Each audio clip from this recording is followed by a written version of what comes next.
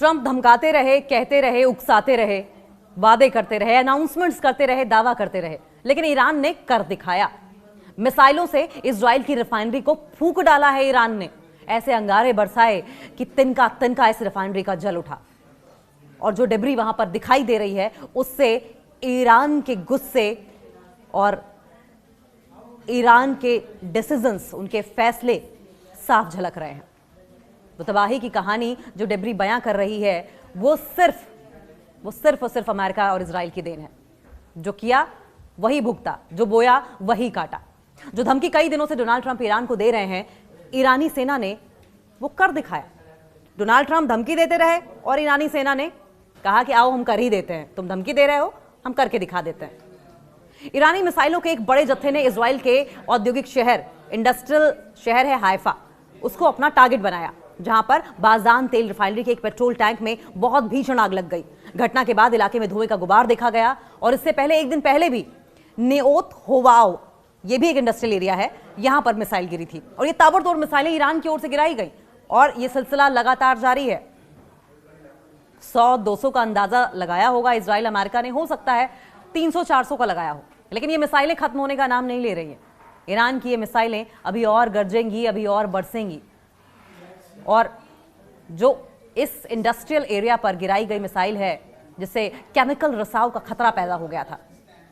Donald Trump Iran के power plant और तेल के कुओं को तबाह करने की धमकी देते रहे, वो बस धमकी देते रहे, और इधर इजराइल का काम तमाम हो गया। ईरानी मिसाइल ने इजराइल के पावर प्लांट को निशाना बनाकर हमला किया। मिसाइलों ने एक बड़े जत्थे ने इजराइल के जो पोर्ट सिटी है हाइफा, ईरान की एक मिसाइल इजराइल की पोर्ट सिटी हाइफा पर जाकर गिरा, जिसमें इजराइल के बाजान तेल रिफाइनरी में भीषण आग लग गई। आसपास का पूरा इलाका धुएं में समा गया। लोगों के घरों की खिड़कियां बंद रखने की चेतावनी दी गई, साथ ही बचाव और राहत दल को घटनास्थल पर रवाना किया गया। इससे पहले भी ईरानी मिसाइलों ने नेओत होवाव इंडस्ट्रियल एरिया को निशाना बनाया था, तबाही मचाई थी, जिससे कि केमिकल रिसाव का खतरा उस वक्त पैदा हो गया था। और अब जो लेटेस्ट रिपोर्ट्स आ रही हैं उसके मुताबिक ईरानी मिसाइलें सीधे बाजान तेल रिफाइनरी के प्रेमिसेस के अंदर या उसके बेहद करीब गिरी हैं, क्योंकि हमले के तुरंत बाद रिफाइनरी के एक गैसोलीन टैंक में, गैसोलीन यानी पेट्रोल के टैंक में बहुत ही ज्यादा आग लग गई, भीषण आग लग गई, और आग इतनी भयावह थी, इतनी भयंकर थी कि आसमान में काले और घने धुएं का गुबार कई किलोमीटर दूर से देखा जा सकता था। इजरायली रक्षा बलों ने एक बयान जारी किया, और ये जो स्टेटमेंट उन्होंने जारी की उसमें कहा कि जो जो इलाके प्रभावित हुए हैं उनकी खोज और बचाव टीमें उनके लिए रवाना कर दी गई हैं। यानी कि तबाही हुई है तभी आपने रेस्क्यू टीम को रवाना किया है।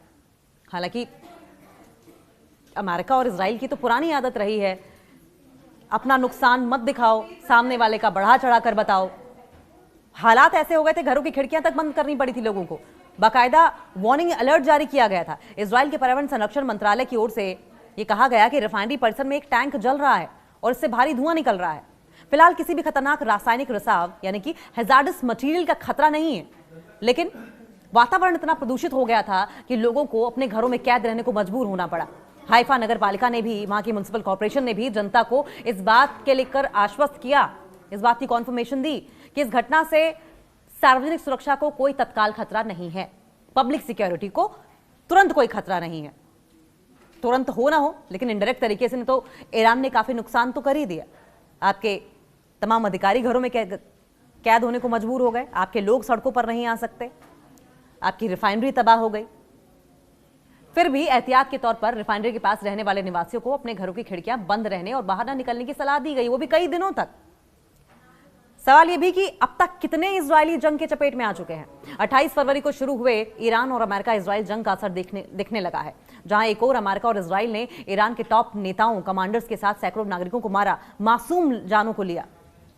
दूसरी ओर इजराइल भी जंग की आग से अछूता नहीं है। इजरायली रिपोर्ट्स के अनुसार अब तक 6000 से ज्यादा लोग इजराइल में मारे गए हैं। इजराइल के स्वास्थ्य मंत्रालय ने बताया कि ईरान के साथ युद्ध शुरू होने के बाद से अब तक 6008 लोग जख्मी हुए हैं, उन्हें अस्पतालों में भर्ती कराया गया है जहां पर इलाज चल रहा है। तो यह डेटा इजराइल का है। अब सवाल यह है कि देखा यही जाता है कि वेस्टर्न मीडिया किस तरीके से अमेरिका और इजराइल के फेवर में खबरें मैनेज करती है। वहां अगर मरेंगे 100 तो बताया 1 जाएगा, तो ये 6000 का जो आंकड़ा है, असल में कितने लोग मारे गए हैं, कितने जख्मी हुए हैं, इस बारे में आप अंदाजा लगा लें कि सच्चाई क्या हो सकती है, हकीकत क्या हो सकती है। हालांकि प्रोपेगेंडा दावा यह किया जा रहा है कि दोनों ओर से किया जा रहा है। न्योत हुवाव में केमिकल लीकेज की आशंका बनी हुई है लगातार। यह भी एक बड़ा खतरा है इजराइल के लिए, और खासकर पोर्ट सिटी हाइफा के लिए, क्योंकि हाइफा पर हमले से ठीक एक दिन पहले ईरानी मिसाइलों ने दक्षिणी इजराइल के न्योत हुवाव इंडस्ट्रियल एरिया पर अटैक किया था। वहां मिसाइल गिरने से भारी आग लग गई थी, खतरनाक केमिकल लीकेज की आशंका जताई गई थी, और जो लोकल मीडिया रिपोर्ट थी उनके मुताबिक मिसाइल गिरने से पैदा हुए शॉकवेव के कारण एक शख्स मामूली रूप से घायल हुआ था। पर्यावरण मंत्रालय अभी भी इस बात की इन्वेस्टिगेशन कर रहा है, जांच कर रहा है कि क्या वहां रसायनों का रिसाव हुआ है, क्योंकि अगर रसायनों का रिसाव हुआ तो ये सालों साल की समस्या हो जाएगी। अगर इसे मैनेज नहीं किया गया, सालों साल छोड़िए दशकों की समस्या हो जाएगी। लगातार निशाने पर तेल रिफाइनरीज हैं ईरान के। देखिए, ईरान ने उस जड़ पर वार किया है जिससे कि पूरा का पूरा पेड़ ही गिर जाए, और यह है कि तेल रिफाइनरीज पर निशाना करना। यह पहली बार नहीं है जब बाजान तेल रिफाइनरी को निशाना बनाया गया है। इससे पहले हुए हमलों में भी मिसाइलों के मलबे और छर्रे रिफाइनरी परिसर में गिरे थे, जिससे वहां बिजली आपूर्ति बाधित हो गई थी। लेकिन आज का जो यह हमला था अब तक का सबसे सटीक और घातक हमला माना जा रहा है।